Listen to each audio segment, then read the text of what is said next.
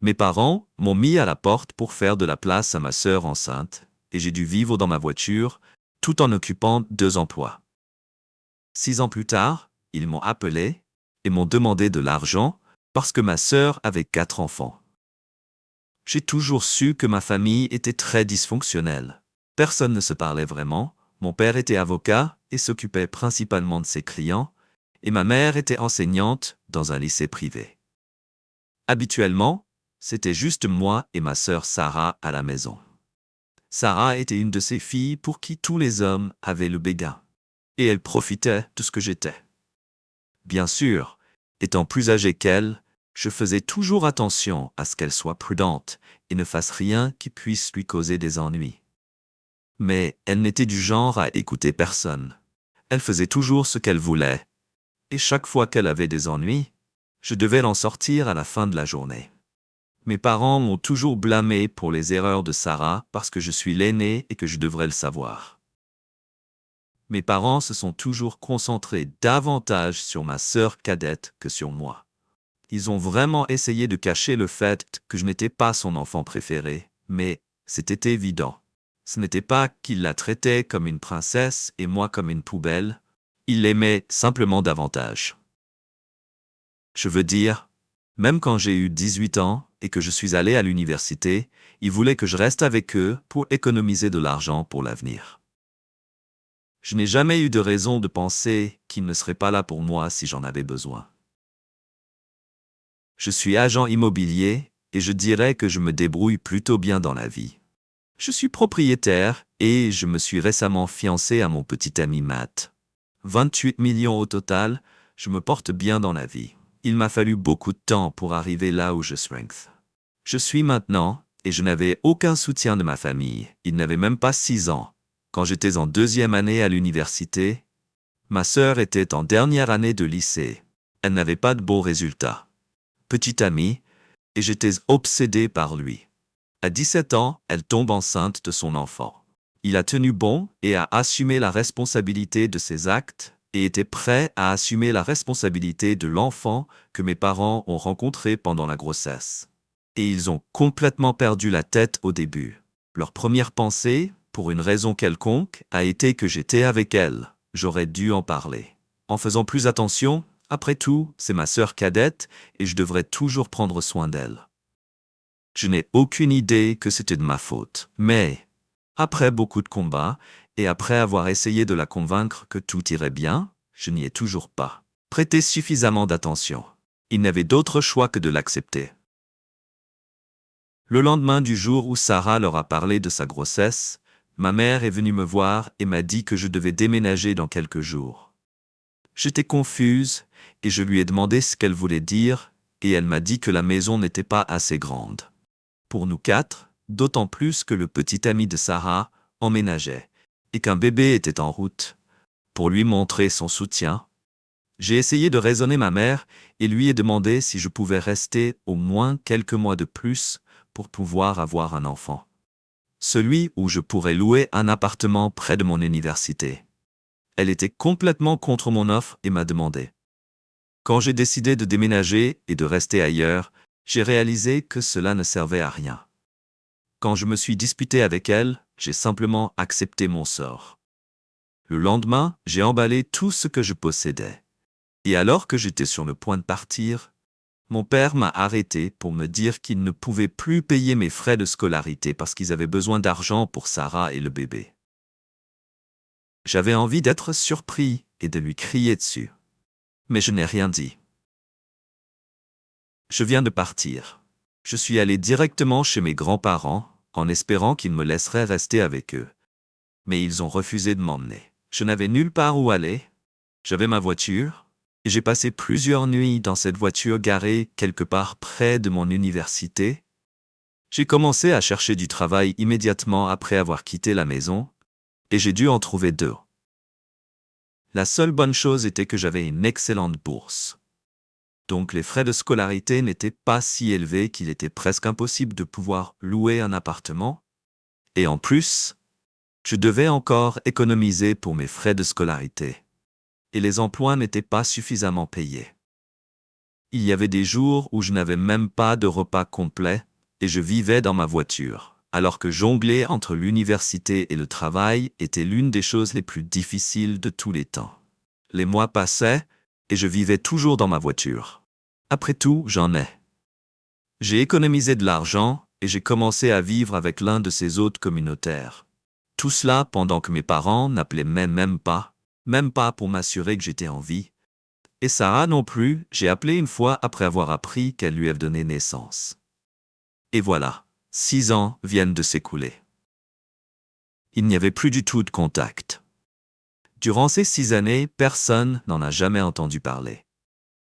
J'ai déménagé dans une autre ville, et je me suis construit une vie confortable, et j'étais heureux jusqu'à hier, juste avant de me coucher.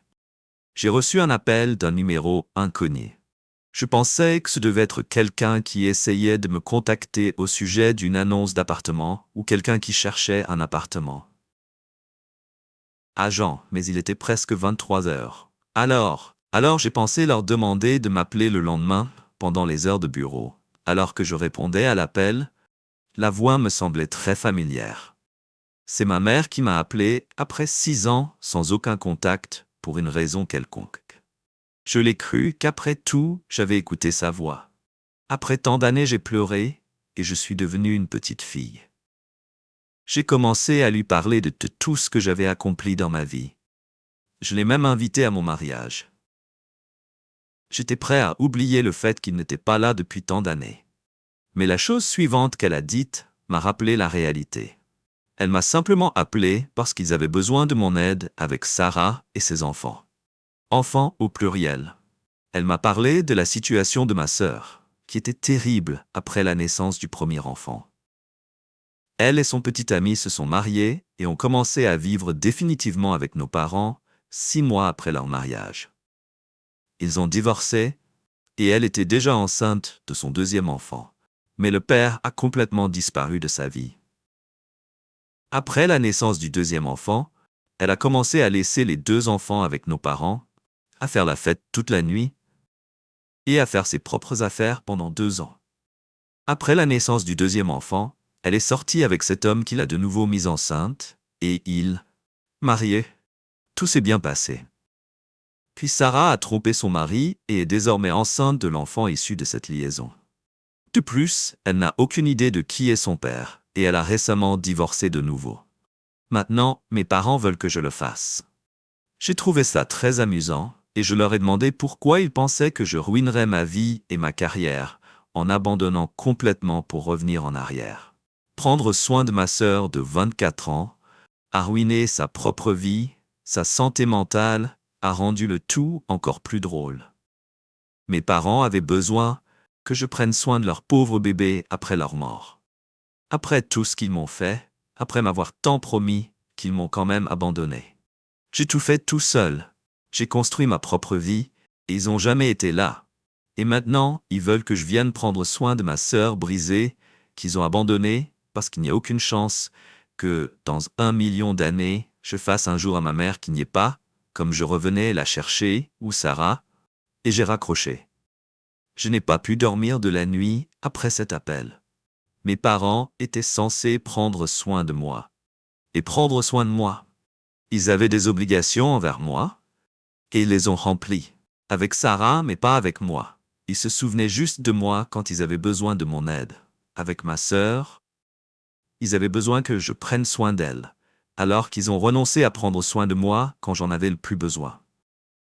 Depuis l'appel, j'ai reçu des SMS de tellement de membres de ma famille que j'y ai droit et que je devrais aider ma famille et la famille à prendre soin les uns des autres, et des choses similaires. Je ne comprends pas où sont ces choses-là. Mes proches étaient quand j'étais au plus mal, quand j'ai été expulsé de ma maison et que je n'avais nulle part où aller. Ils sont censés être ma famille.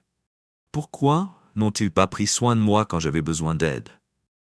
J'en ai parlé à mon fiancé et à mes amis. La plupart pensent que je fais ce qu'il faut, mais certains de mes amis suggèrent que je rencontre ma soi-disant famille. Car même s'ils n'étaient pas là pour moi, je ne me suis pas abaissé à leur niveau et je ne les ai pas obligés à se chercher eux-mêmes. Les laisser se débrouiller seuls quand ils sont dans le besoin et que je ne me présente pas à eux signifierait simplement que je suis une personne horrible. Ce désaccord me rend vraiment confus. Je ne sais vraiment pas quoi faire, Ida, car elle ne nous a pas aidés, mes parents et moi. Ma sœur, quand tu pourrais vraiment avoir besoin de mon aide, mets-en une à jour. Cela fait 2 jours que ma mère n'a pas appelé, et mon téléphone est toujours rempli de SMS de mes proches, me disant que je suis une personne horrible pour avoir refusé toute aide à ma sœur. Je reconsidère ma décision. Pour le moment, ils m'ont laissé tranquille, mais ils sont toujours mes parents et je ne veux pas les décevoir. Peut-être que mes amis ont raison. Peut-être que je ne devrais pas m'abaisser à son niveau. Je pourrais être une personne plus grande et abandonner mon passé. Je ne peux pas mentir et agir comme si je ne me sentais pas mal. Pour ma sœur, après tout, elle a été ma meilleure amie pendant très longtemps. Je veux dire, nous avons grandi ensemble, nous a tout fait ensemble. Elle n'avait que 17 ans quand tout cela s'est produit. Elle avait besoin de quelqu'un pour la guider sagement dans la vie. Et nos parents l'ont simplement laissé tomber. Et même si toute cette histoire de grossesse était à blâmer, elle a la vie, ça elle mène maintenant. Ce n'est pas mérité. C'est vraiment dommage qu'elles doivent endurer autant de choses à un si jeune âge. Le moins que je puisse faire est de prendre particulièrement soin d'elles quand j'ai les moyens de prendre soin d'elles. Mais quelque chose me semble toujours si grave que je me sens en conflit. C'est ma petite sœur. Ce sont mes parents. Cela fait partie de mes responsabilités. Mais pourquoi devrais-je penser à eux alors qu'ils n'ont jamais pensé à moi? Sarah a toujours obtenu tout ce qu'elle voulait. On ne lui a jamais refusé quoi que ce soit. Elle avait fait une erreur et j'ai dû payer pour cela. J'ai vécu, travaillé et étudié dans la rue pendant qu'elle avait des enfants, faisait la fête et s'amusait avec des garçons. Elle a tout gâché et ruiné sa vie, et j'ai été puni pour cela. Je ne peux pas changer le fait que j'aime ma sœur. Mais mon ressentiment et ma colère sont plus grands que l'amour que j'ai pour elle. C'est pourquoi je suis vraiment en conflit, et je ne sais toujours pas quoi faire. Mise à jour 2. Bonjour les gars. Cela fait 1 mois que ma mère a appelé, et je réfléchissais quoi faire à la fin. J'ai décidé d'abandonner car ils ont arrêté de me contacter. Alors j'ai pensé pourquoi j'aurais dû faire un effort. Mais la semaine dernière, j'ai reçu un autre appel du même numéro. Je ne voulais pas répondre à l'appel, mais je l'ai fait. C'était maman, elle pleurait beaucoup, et ça m'a fait peur. Quand je lui ai demandé ce qui s'était passé, elle m'a dit que Sarah était à l'hôpital parce qu'elle avait eu un accident. Ils avaient besoin de moi parce qu'ils n'avaient pas assez d'argent pour payer les procédures dont ils avaient besoin. Je n'ai pas réfléchi à 2 fois avant de monter dans ma voiture et de partir. En route vers ma ville natale, je suis arrivé à l'hôpital en quelques heures, et mes parents étaient là. Maman pleurait et papa courait partout pour essayer de se calmer. Je suis entré là-bas et ma mère était ravie de me voir. Elle a couru vers moi et m'a serré dans ses bras. Je m'ai remercié d'être là et lui ai posé des questions. C'est arrivé et apparemment, ma sœur conduisait la voiture quand une autre voiture était en marche. Le mauvais itinéraire a heurté leur voiture. Mais comme les airbags étaient gonflés, leur état n'était pas aussi mauvais qu'il aurait pu l'être. Mais ils ont dû accoucher prématurément et les chances de survie étaient minces. Mais ils ont assuré nous que Sarah survivrait. Je pensais que j'allais simplement m'enregistrer dans un hôtel voisin. Mais mes parents ont insisté pour que je reste avec eux et je suis de retour dans mon ancienne chambre maintenant. Je pensais qu'ils l'avaient peut-être transformée en crèche ou quelque chose pour les enfants, mais c'est presque exactement comme je l'ai laissé il y a 6 ans. Ils n'ont même pas touché la pièce où j'ai rencontré mes petites nièces et mon neveu. Ils se comportent très bien, ce qui, pour une raison quelconque, m'a surpris.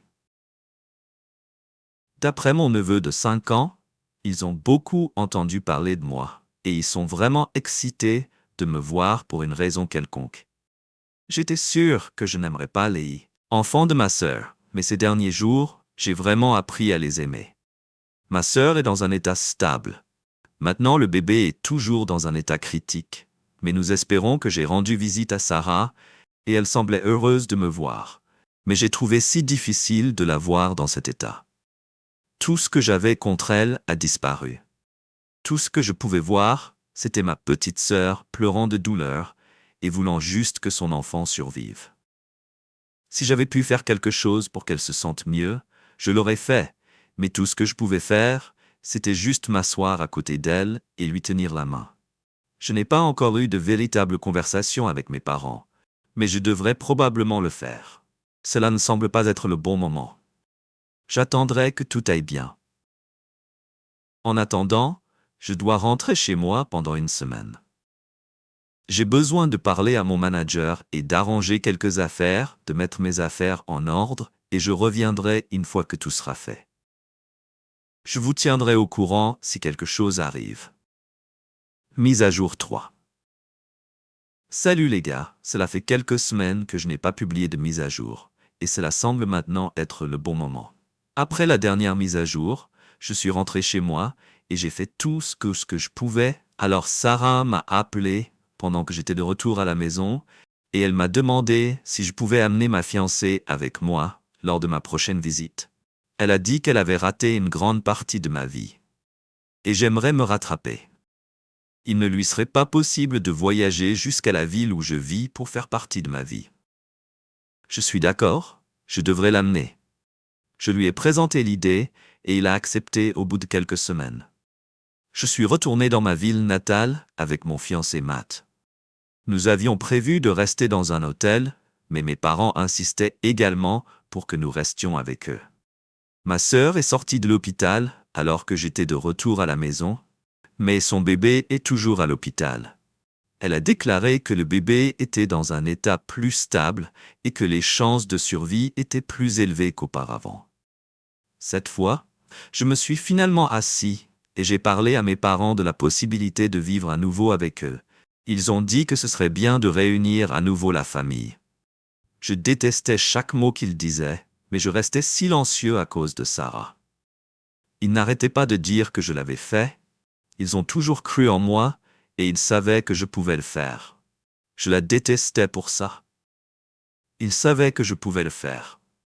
Ils m'ont laissé tranquille. Ils avaient confiance en moi. Alors ils n'ont pas pris la peine de me surveiller pendant 6 ans, et juste parce que je l'ai fait, ils avaient besoin de moi, et mon aide est maintenant la seule chose. Je suis pour elle. Je leur ai juste souri et leur ai fait un signe de la tête. Ils n'arrêtaient pas de parler du fait que je gagnais autant et que cela les aiderait beaucoup de plusieurs manières. Et tout ce à quoi je pensais, c'était que je ne suis pas leur fille mais juste une banque pour elles, juste elles. Pourvoyeur d'argent. Mais je ne l'ai pas dit non plus. Une grande partie de ce que j'ai fait à cause de ma sœur ici, j'ai dit à mes parents que ce ne serait pas possible pour moi de rester ici. Mais je continue de leur donner de l'argent chaque mois. Envoyé. Ils n'arrêtaient pas de plaisanter sur le fait qu'ils allaient faire quelque chose et me forcer à rester dans cette ville. Et je n'ai aucune idée de ce qu'ils voulaient dire. Mais je me suis juste répété, et j'ai dit que je ne pourrais pas rester ici. Je ne passe pas le meilleur moment en restant ici. Chaque jour que j'ai passé ici me rappelle que j'ai été expulsé de cette maison, de cette pièce, parce qu'ils avaient besoin d'espace pour ma sœur et son bébé, mais tu n'as même pas touché à mes affaires. Ma chambre est telle qu'elle était quand je suis parti, alors pourquoi ai-je dû partir? Ils n'ont même pas utilisé l'espace que je leur avais laissé. J'ai tellement de questions et je ne peux en poser aucune à personne. Je me sens un peu stupide d'être ici. Je parle la semaine prochaine et je ne pense pas parler à mes parents. Je pourrais parler à Sarah. Je suppose que je suis toujours très confus à propos de toute cette situation. J'étais là pour Sarah, elle va bien maintenant, et son bébé aussi en ce moment. Donc je ne comprends pas pourquoi je dois encore rester en contact avec chacun d'eux, et je suis sûr que j'enverrai l'argent ils en ont besoin. Mais je ne veux plus leur parler. J'aimerais vraiment qu'il y ait un moyen plus simple de rompre les liens avec votre famille. Ils m'ont fait vivre un enfer. Et pourtant, me voici à la 4e mise à jour. Je suis rentré chez moi il y a 2 semaines, et il y a quelques semaines, des choses se sont produites avant mon retour, et elles m'ont vraiment creusé la tête quelques jours avant mon retour. Mes parents voulaient se rasseoir avec moi pour me parler. Ils ont dit que c'était sérieux. Alors, j'ai pensé que c'était bien, je pouvais juste les écouter. Ils ont dit que je pensais que je devrais oublier ce qui s'était passé dans le passé et essayer d'avancer et de soutenir ma famille. Je leur ai dit que je commencerais à leur envoyer ce qu'ils voulaient. Pourquoi doivent-ils continuer à se répéter? Je leur ai presque crié dessus et leur ai dit que j'étais conscient de mes responsabilités et que je ferais ce que je voulais. Ils